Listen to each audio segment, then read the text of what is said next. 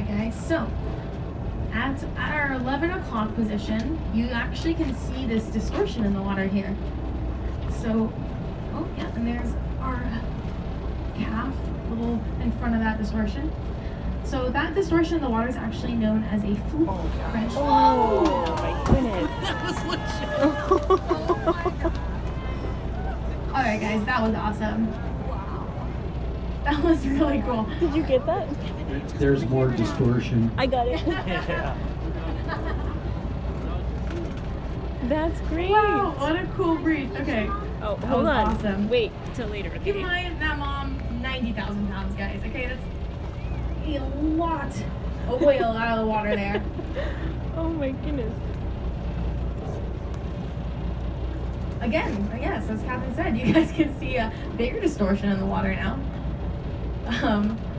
These distortions in the water, whalers used to believe that it might actually be the oil that's grow slipping this off. database of knowing, okay, well, which whales are coming here every year. We collaborate with researchers in Alaska, knowing which whales are making that migration back and forth. We can start making, to send it to our research department. They're able to identify these individual animals based off of their pattern on the underside of their tail or on the underside of their fluke. And so if you send it to our research department, you got the baby's tail or any other tails that you see out here during your trip. Our researchers here at Pacific Whale Foundation can actually put that into a catalog of images and be able to hopefully identify this same individual whale next season or maybe even seasons after that.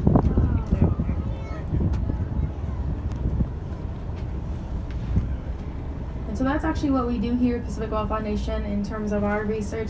We do photo identification research. It's a non-invasive way to research these guys. As you guys Look at that. So notice how mom actually steps in between the boat and her calf. This is pretty typical. She's kind of giving a warning to her calf not to get too close. Calf can be very curious at times. You can see it all the way. Wait, maybe that's, I don't know if that's it, maybe. And the exhalation we just heard a few times is actually traveling at 200.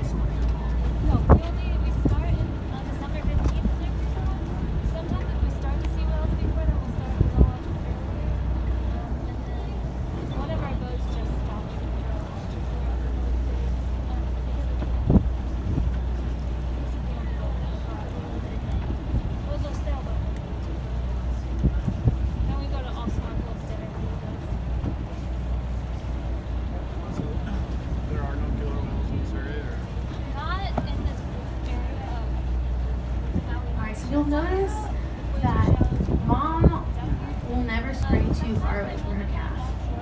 As I'm sure most of the moms on board can vouch for, she doesn't want to step away too far from her newborn, right? So she will always be within about 50-yard distance from the calf that you guys are seeing. Oh, you can see it. A lot of times new moms are actually going to be kind of closer near the surface of the water because her calf is not going to be able to safely flip her dives. So when you see fluke up dives and you see the tails go up, which is kind of that money shot for humpback whales, a lot of times it's not a mom doing those fluke up dives. She's usually not going to take such a deep dive because she wants to be nice and close to her calf.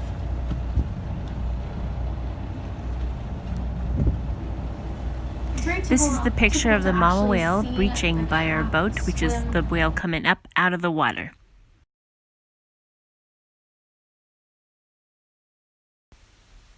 This is the spot where Might be there. the whale just breached. Keep your guys' eyes on that Right dog. near our boat.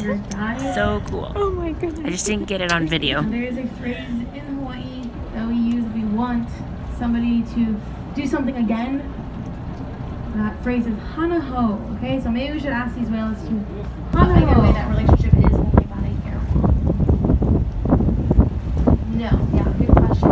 They do not live in family groups. Humpback whales are baleen whales or mysticetes, and they are very solitary animals. So unlike dolphins, you guys are probably familiar with the term pod and dolphin. So dolphins travel in pods. Those are complex, socially structured groupings of marine mammals. Those apply to our dolphins or our odontocetes. Now, dolphins are actually just toothed whales. They're also considered whales. But they travel together in pods with their family and friends. Humpback whales or baleen whales do not. They kind of do their own thing throughout life. They will get together in groupings when they need to. Here on the breeding grounds, obviously they get together to mate. They form competition groups, things like that. Even amongst the migration, sometimes the whales will kind of swim with each other for a short time, and then they'll part again. And in the feeding grounds, they'll get together to. See, this calf is going to be feeding. It's going to be nursing from mom's milk. But all of the adult whales are not eating while they're here or during their migration, and that's just because there's no food here. If you guys have been snorkeling, we've got some really beautiful clear water, and this makes for great snorkeling because you guys can see the beautiful coral reefs. It means our corals are going to be able to thrive here, be able to photosynthesize. But unfortunately for these whales, there's nothing for them to eat, right? So why travel so far? Does anyone know why?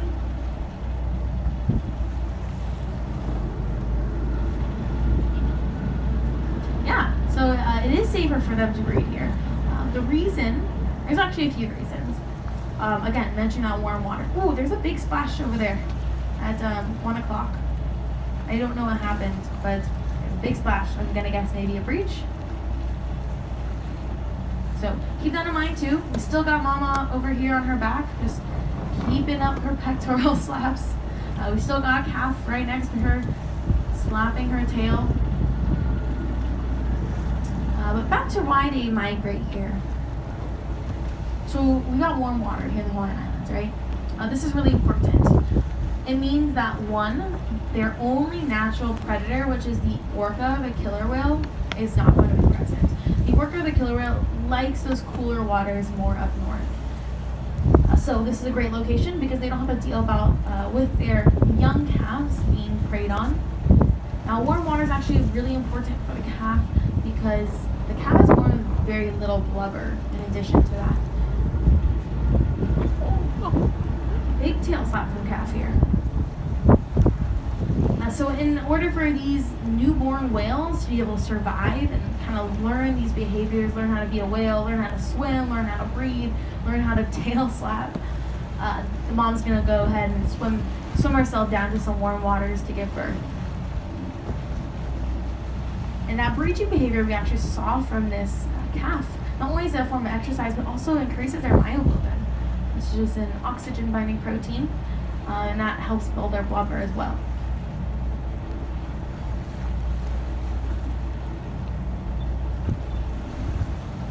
So warm water, okay? Big reason why they're coming here.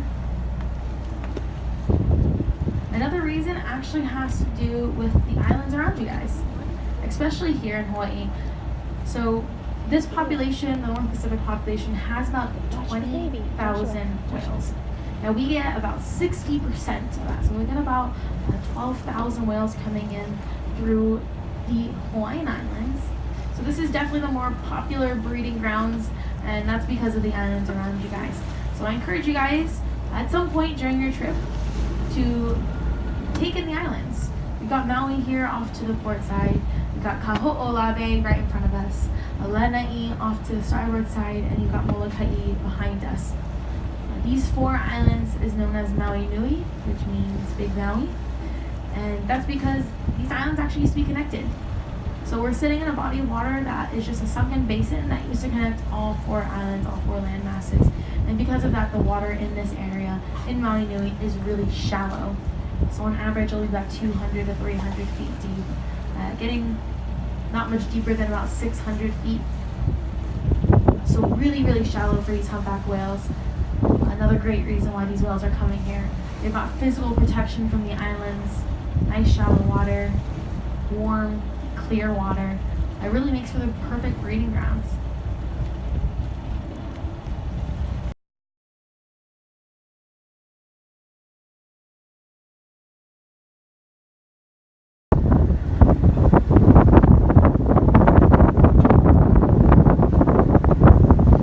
So I mentioned to you that these whales are migrating here from Alaska. Swimming.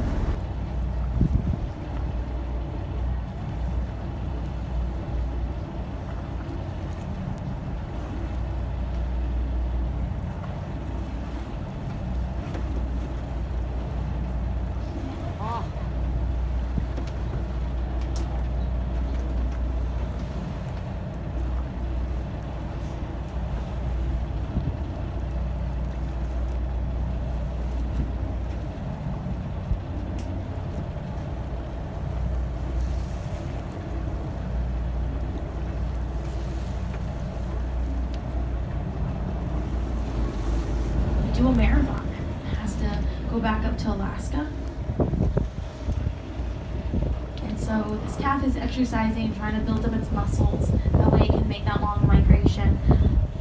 Just imagine being born and a few weeks later, mom asking you to run a marathon. It's essentially what this animal is asking of her calf. So this calf is out here doing tail slaps, breaches, to build up its muscles.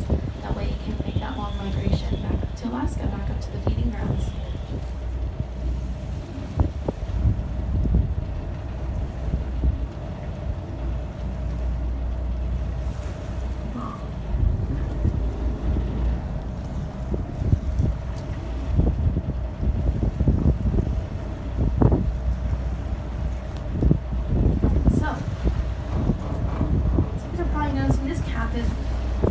Small, like they're referring to this calf as a very tiny whale, which is true, but keep in mind this calf is still about 15 feet long, the size of a Toyota Tacoma, the length of the yellow, or Toyota Tacoma. Mom is going to be at the length of the yellow school bus.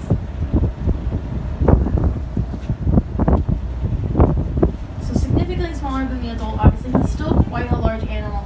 And you guys probably are noticing, I've been saying the number 15 a lot. That is kind of the magical number for these humpback whales. Pectoral flippers, 15 feet long. Calf is 15 feet long. The fluke of an adult is going to be about 15 feet wide.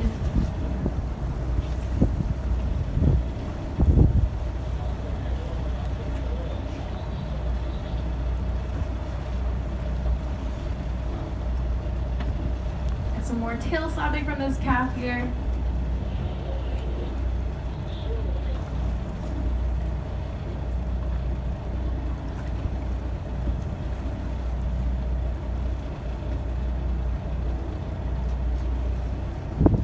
So as we're observing these animals, I do want to mention to you guys that you actually are in the Humpback Whale National Marine Sanctuary. So you'll notice there's some other boats around us as well.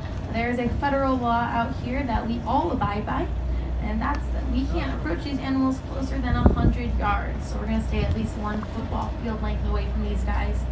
Now keep in mind, if they decide that they want to come swim up to our boat, well, there's nothing we can do to stop a wild animal, of course.